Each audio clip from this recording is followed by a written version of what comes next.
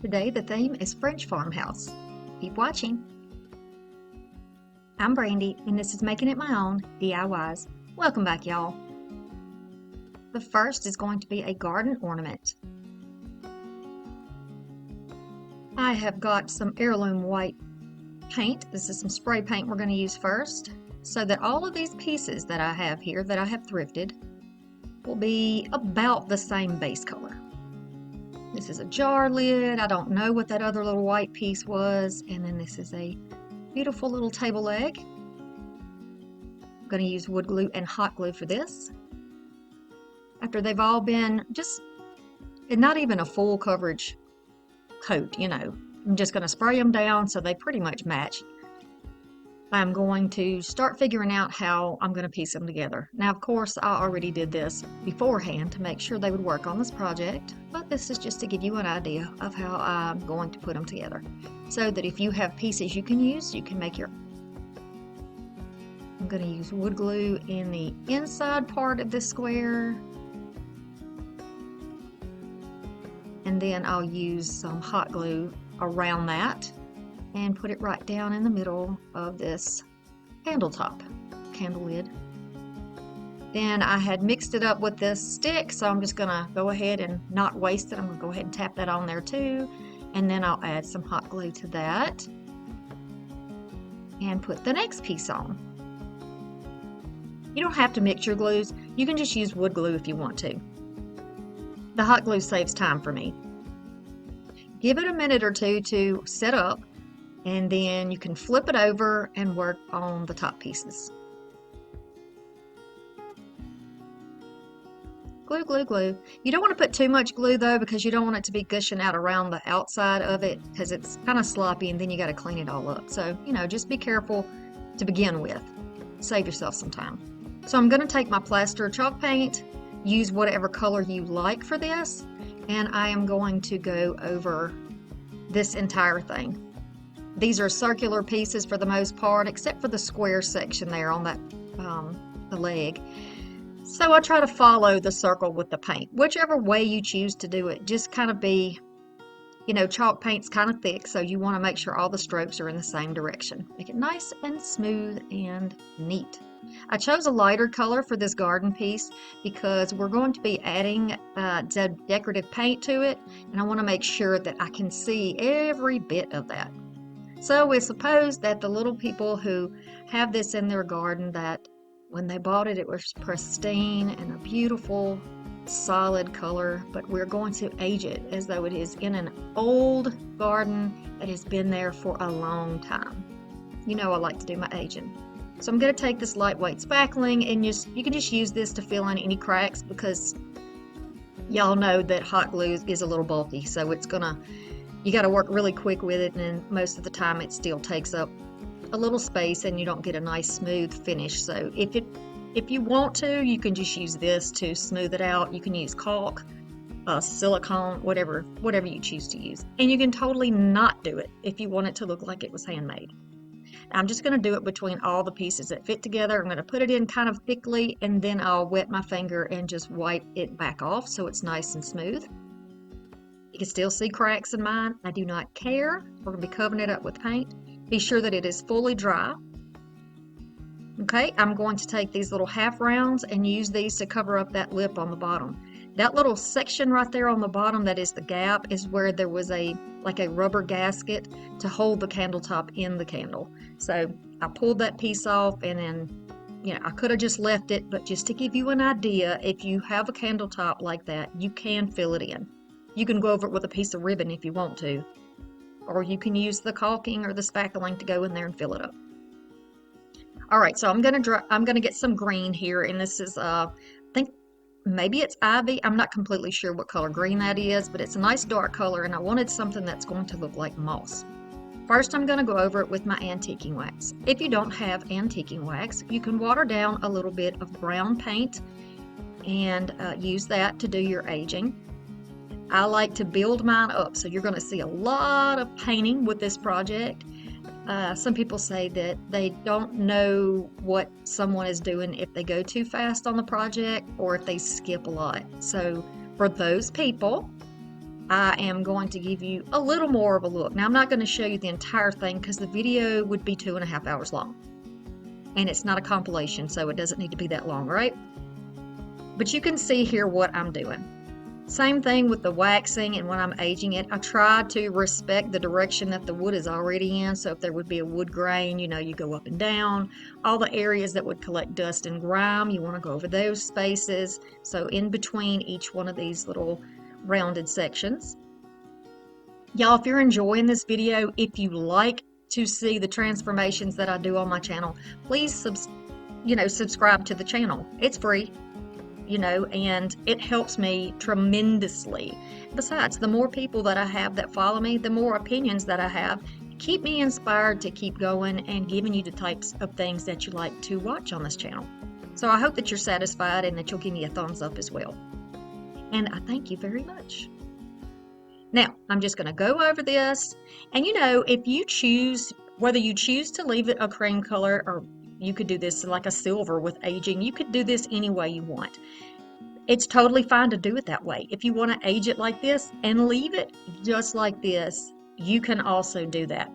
If the paint techniques that I'm going to be using on here are just not your thing, you can glue some moss on here. You could put some florals around it. You could put maybe a vine of ivy around it. Whatever works in your home and brings you joy. Just make it your own. That's what it's all about. So now I'm making sure that that is dry before I start with anything else. Here's that beautiful green color.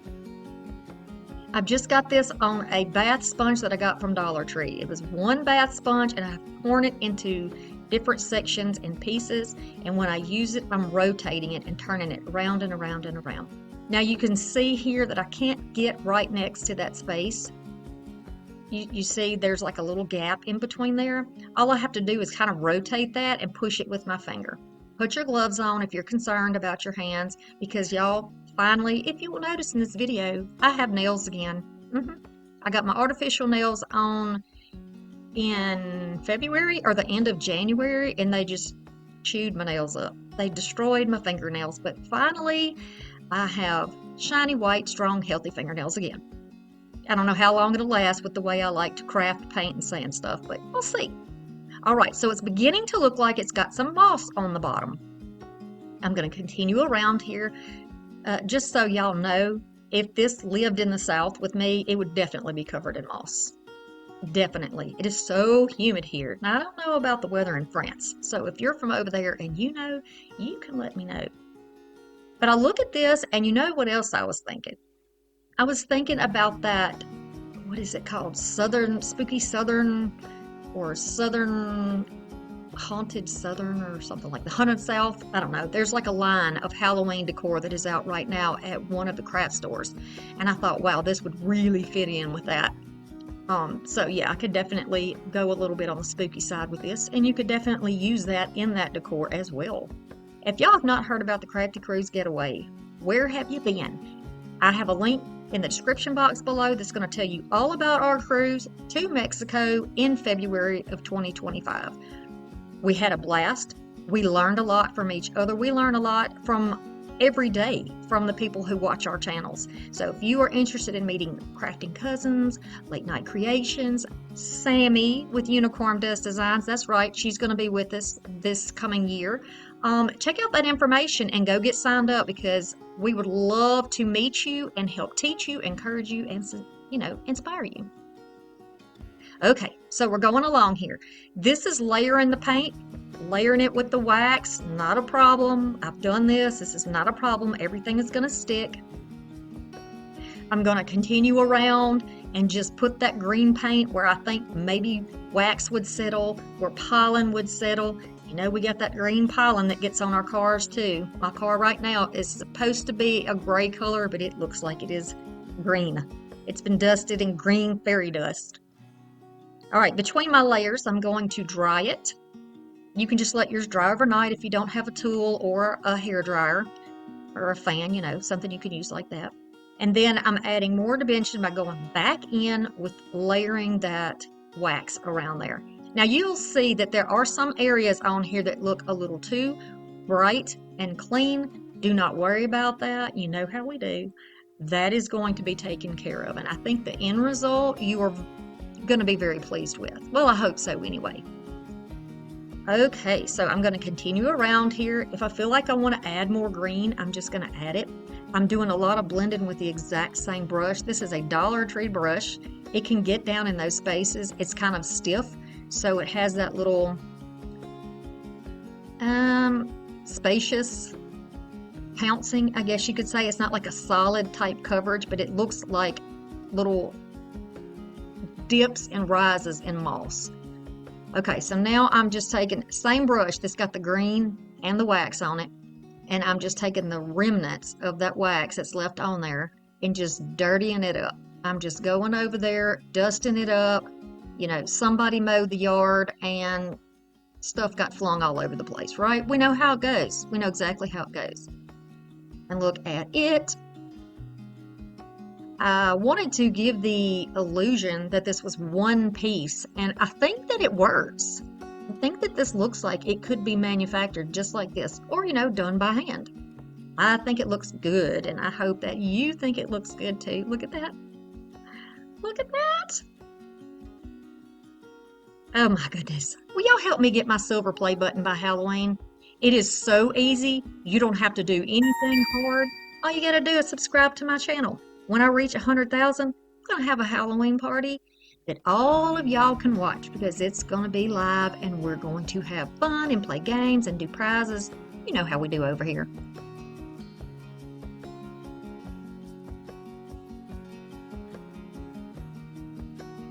Come watch my videos on Mondays and Thursdays at 6 p.m. I will see you in the comments. The garden wreath is the next one. Very easy. I'm going to use some type of cutters. You're also going to need a little floor wire possibly. I have got some thrifted pieces of purple hydrangea. I have eucalyptus and I have some rosemary. According to my research, with French decor, they liked a natural type of vine for a wreath. So here we have our natural vine wreath. They like the elements that they grow in their garden, and a lot of the things they grow would be herbal and things that they could use in their cooking, things they could use in their home. So eucalyptus, you can be using those things in your home. You can use, and for medicinal reasons also. And then also using the rosemary in cooking, and, you know, and rosemary also keeps mosquitoes away. Did y'all know that? Sure does. Sure does. Okay, so that's what I'm trying to do here. And again, these are not authentic French crafts. I am not French. I live in South Louisiana. Oh my gosh, no, I do not. See, the fleur-de-lis is throwing me now. My sister lives in South Louisiana. I live in South Alabama. But I used to live close to there. So anyway, you're going to be seeing fleur-de-lis. Obviously, they're heavy on my brain right now. But I'm using the hydrangea in this because I like the purple. You could use lavender, you can use lilac. You don't even have to use purple. You can use any flower that you want to here. In fact, in this video, we're going to be mixing in some peach also with the purple. And I think the color combination is pretty nice. So there were some of y'all who wanted more summer decor, and some of y'all who wanted everyday decor, although that was not a category in our section, but I did listen to your input. And then everybody wanted fall and Halloween, like a big percentage. I think it was 53% when I closed the poll. So we're going to be doing that. Right now, we're going to continue with the ones that I have not finished yet. So if y'all are here for everyday decor, here you go. This is the video for you. All right, so I'm just going to continue around here and add in the flowers and the eucalyptus. The style would be like one side, so like a half moon or a crescent moon. Decor was more favored, apparently, according to my research. So that's why I did it this way. And I think it looks nice anyway, because you can still see that woody vine underneath. And I mean, you know me. You know my rustic heart, right? Y'all know. You know my heart probably got vines all over it, and moss, probably. Okay, so I'm going to continue around. I just cut that one rosemary pick into pieces so that I can put it, you know, throughout this. Can you imagine what this would smell like with that eucalyptus and rosemary? Oh my gosh, that would smell so good. I don't know about hydrangeas. Do they have scent? I don't remember them ever having a scent. My grandmother used to have them in her yard, and they were blue, and they were so pretty. They looked like little pom-poms, really pretty, but I don't remember them having a smell. Okay, so now I'm just kind of using a little bit of wire to hold these picks where they need to be. Sometimes they'll kind of flop around, and I didn't glue the eucalyptus stems in there, and if I want to use them again, I want to easily be able to take them off of that wreath and repurpose those. That's the easy way to do it. I know some of y'all like to repurpose your pieces, and it's a fantastic way to save money. And yes, I'm aware I'm very chatty today. Very chatty. Okay, add that in there. All right, so this is how she looks. And I hope that you like this one. I also want to let you know that there will not be a video Monday. I'm actually going out of town this weekend. The videos will be Saturday. I've got that little video Saturday, and then I will see you on Thursday for the next one. Thank you to my channel members whose contribution gives me a little extra income for my channel and creations. Now we have a dancing couple. I'm going to use some Parisian gray. I mean, why not? And a paintbrush, of course. Also going to use Mod Podge and a brush. I have a little recycled piece of canvas from Dollar Tree. I have 2 of these. They were at the thrift store, and I have used one of them already. Well, we're going to need both. This I also found at the thrift store, and it is like a wallpaper trim. I guess, what would you call this? Oh, I don't even know what you call this. But I'm going to use it as pictures, individual pictures. So I like the one with the man and the woman dancing. They look very happy. So we are going to cut a section out that will fit on that piece of canvas, and then we're going to frame it. Just going to get my measurement here, and then I'll mark it and then cut it out. You can leave a little bit extra on the sides to make sure that you get it centered where you like it, because after we glue it down, we will be trimming the excess off. So no worries about that. You don't have to be perfect. So I'm just using satin Mod Podge. You can use whatever type you like. I'm not putting any on the top, so you won't even know. It is just going to be used to glue it down to this canvas. Now that roll of stuff it's sort of like paper, but it's a little bit thicker, so I didn't want to use a glue stick. I just wanted to be sure that it stayed down. I'm just going to kind of line it up a little bit, get them where they're both fitting in the picture, and my trim up there does help me to get that perspective correct. I'm just going to push it down with my hands, and then I'll get my little course, my Mod Podge squeegee, and make sure that I have no lumps, bumps, tracks, or anything else in there. You can also age this if you want to use some antiquing wax on it, but this is for the people who enjoy a more of a, like the farmhouse look with the neutral colors. So this way, this is going to be pretty neutral, but you make it your own. If you want to do this in a wood, kind of a wood looking, if you want to do this in traditional colors, whatever you like, you can do it that way. But there's a lot of people on this channel. There's 73,000 of us, so a lot of us have different tastes, and that's okay. It's not wrong, it's just different, right?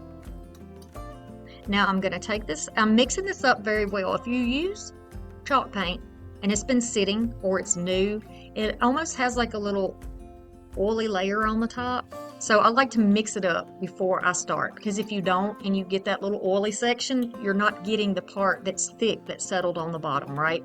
And that's the part we want to make our painting quicker and better. Give us that full coverage. So I'm going to do both. You can see where I had to stress that one, and I decided, you know what, we're going to go with that. I like it. Then I'm going to take a little of the plaster on a small chippy brush.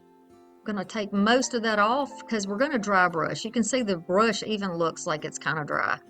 I'm pushing it up in there where there's very little paint. And I'm just going to go over that with this plaster. Around the edges, around the openings, around all the details. in this beautiful curvy little frame. Now these are just wood pieces. I think they were likely from Hobby Lobby, if I'm remembering correctly, originally from Hobby Lobby. But a lot of times I find stuff like this at the thrift store. I guess people have projects, they get done, they don't need it, they donate it. And it works for me. So this is how it will look. And we're going to do both of those. And I like to put them side by side to make sure that it's the same consistency. I'm going to use a jar lid. This little thing, not sure what it is, but it's like a spindle. That's what I'm going to call it. Love the curves of it. I took that tag off of there and sanded it. It's the bottom anyway, so it doesn't matter. I'm going to paint this whole thing.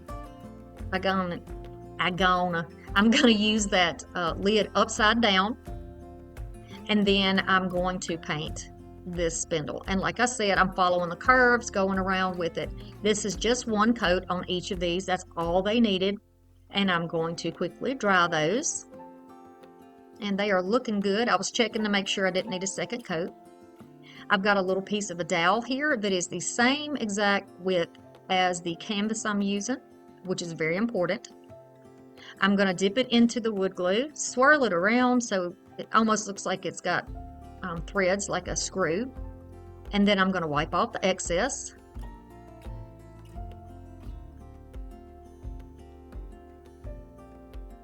Okay, we'll let that dry, and then I'm just going to use a little bit of hot glue on the edge of this, and then I'll put hot glue down on the inside of it, because what's on the inside of it is going to drain to the bottom and help hold it in place as well.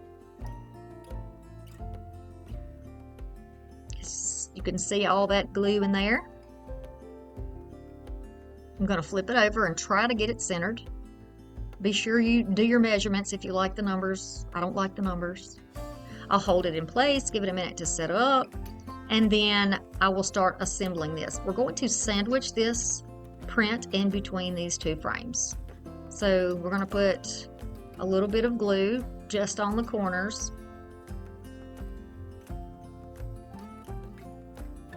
And then I'm going to press that down into there.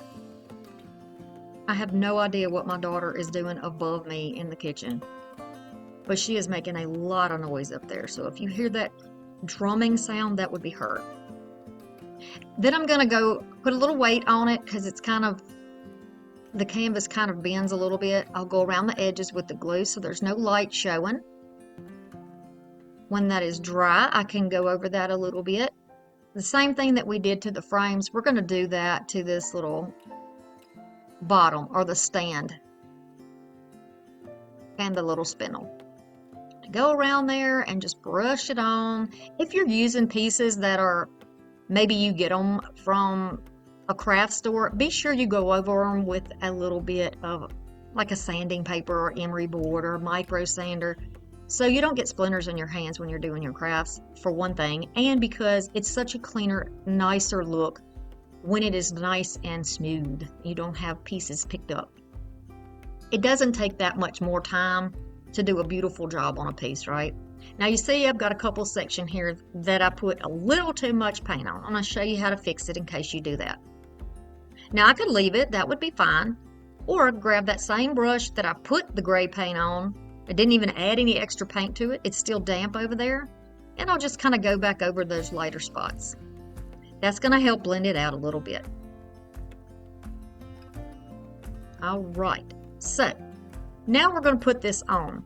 I'm going to trim this down so it is just long enough that the bottom of the frame is going to be right at that top. I'll use hot glue here, but you can certainly use wood glue and hot glue if you would like. I'm going to prop it up so I can hold this in place. All right, I'm going to give it a minute to kind of set up, and I'll put a piece of ribbon down in there just to hold it. It's like a little canvas type ribbon. Here's some more pieces of dowel that are the same width, and I'm going to use those so that we have something that's going to evenly hold the pieces apart.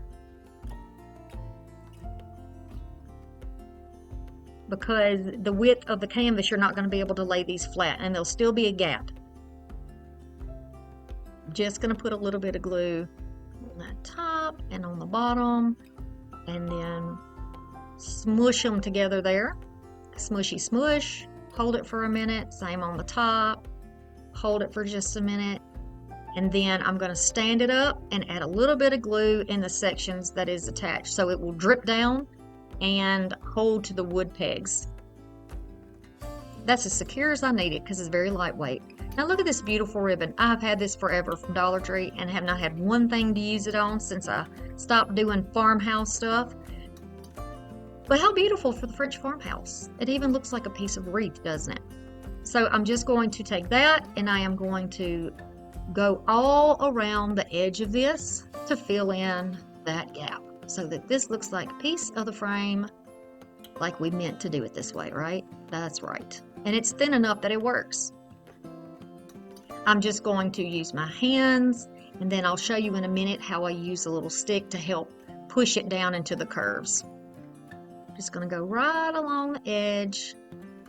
And if you don't have these types of wood things, just go ahead and use like 2 picture frames. You can do that. It's just going to take more glue because it's going to be heavier. It's going to be a little top heavy, so just keep that in mind. Now I'll follow the curves and push it down with my finger, or the other option is to use something else to help push it down. You have to work quickly so that this glue does not get hard, right?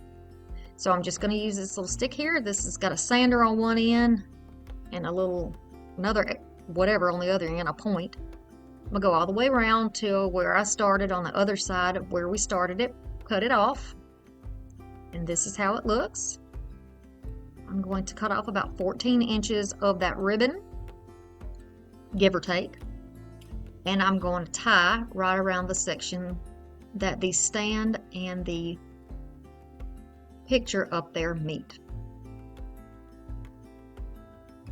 Very simple little bow, very simple. Man, it's summertime and you can tell. Kids are in the streets, Walmart is full. Oh, it's crazy business. And they just got out of school. I love my kids. I'm glad they're home, but you know they're bored all the time. They get up out of the bed in the morning. I'm bored. It's all the time. It's all the time. Okay. So this is how it's going to look. And I just decided that I wanted to cut my tails at a slant. It's a thin ribbon. No use trying to dovetail, you know. And cover your back with a little bit of paper or cardboard or felt, whatever you like to finish it off. And this is how this one will look. Just using some border and some stuff from the thrift store and Dollar Tree ribbon. How about that? It is not super fancy, but I think it is simple, classy looking. I just think it's pretty. I think it's nice. And for those of you who enjoy your neutrals, I hope that you enjoy this as well.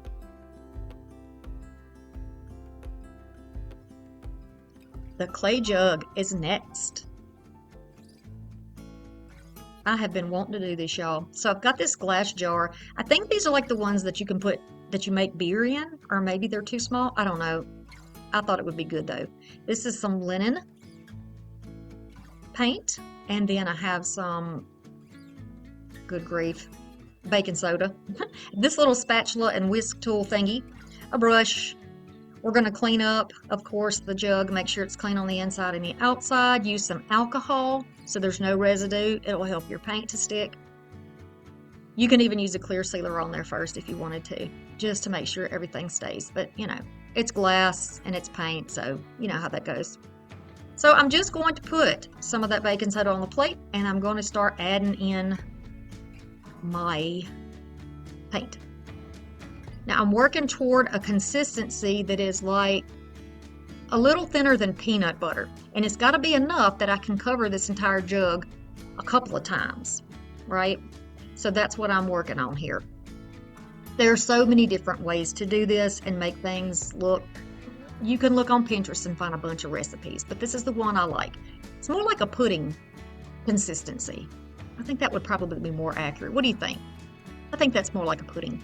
So I'm going to put it down on the jar, and I'm going to go in round motions. If you're doing something that's clay, that's kind of how you do round pieces. If you have it on a wheel and you've you're working it, you go in circles, it spins in circles, right? So that's kind of my idea when I did this. That's what I want it to look like. So I'm just going to put on, I'm saying so a lot, aren't I? I apologize for that if it's bugging anybody. I'm just going to keep going back and forth. I don't want to lift anything off, but I am going to go over it so it looks like you can see brush strokes in it. We don't want it to look like it's glass anymore, right? I'm going to go all the way up to the mouth of the jar and do it. And then you can let it dry in between.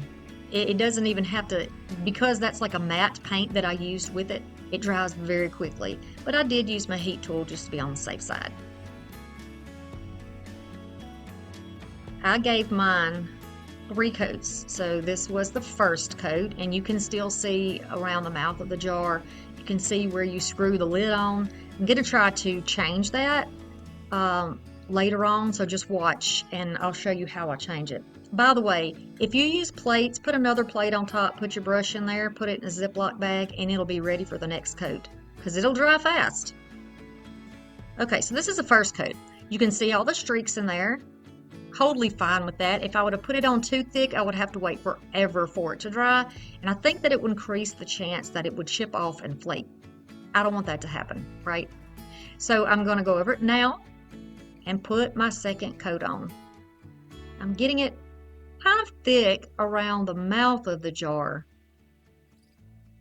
because I need to build it up, right? So I'm going to let it stay kind of in the cracks to make it look like that. Then I'm going to take a little bit of it where it's dried on the side after that coat, and it's almost like clay. It gets thick like a clay. It's really weird. I didn't know that when I was doing it, but it does. So I'm just going to wet my finger a little bit and just work it like clay. And hey, I think it definitely improved that silhouette. What do you think? That looks a lot better, right? Yeah, I'm happy about it. So that's what I did, and I hope that you consider doing it this way. It was very easy. And you know, it took a little time for it to dry, and that final coat I left all night long. So, you know, easy enough to do.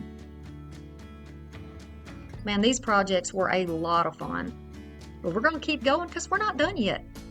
If you want to use the jug for something like this, you can put, if I would have had more rosemary, I would have put that in there. But we used it all in the wreath, so I just put a different pick in there to show you what you can do with it.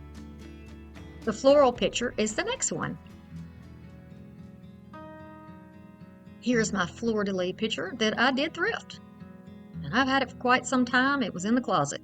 You know how we do with our little piles of stuff. I'm going to use some foam. These are some peach florals that I've already used in another project. I've plucked them out and I'm using them again.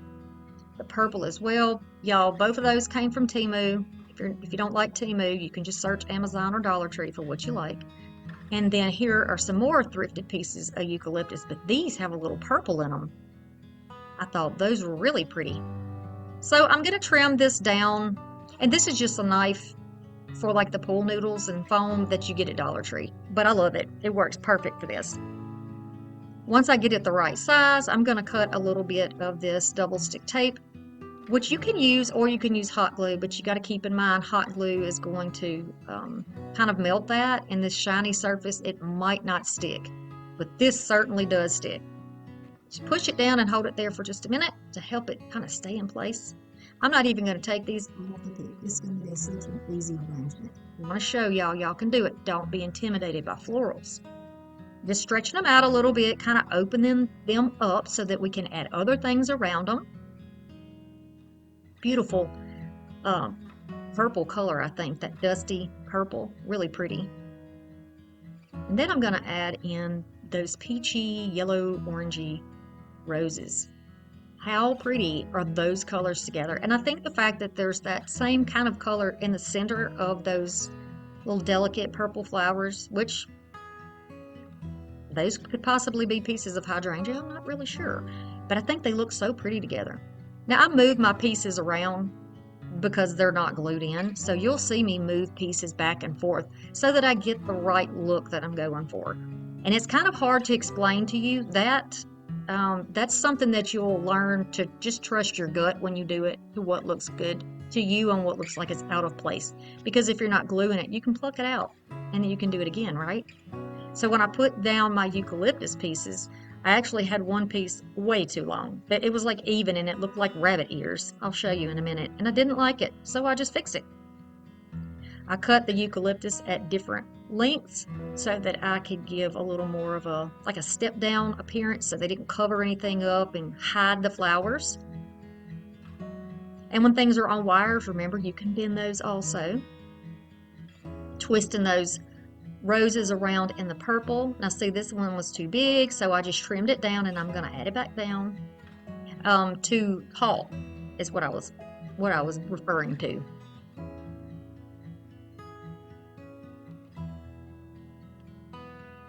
I've got some really pretty ribbon that was thrifted. It's a cotton with a little satin running down the middle. I thought this would be really pretty for this picture. All I'm doing is this is about 6 inches and I'm just leaving one tail and then looping it back and forth on top of each other. This is such a soft, flexible ribbon that this made this bow very easy to do.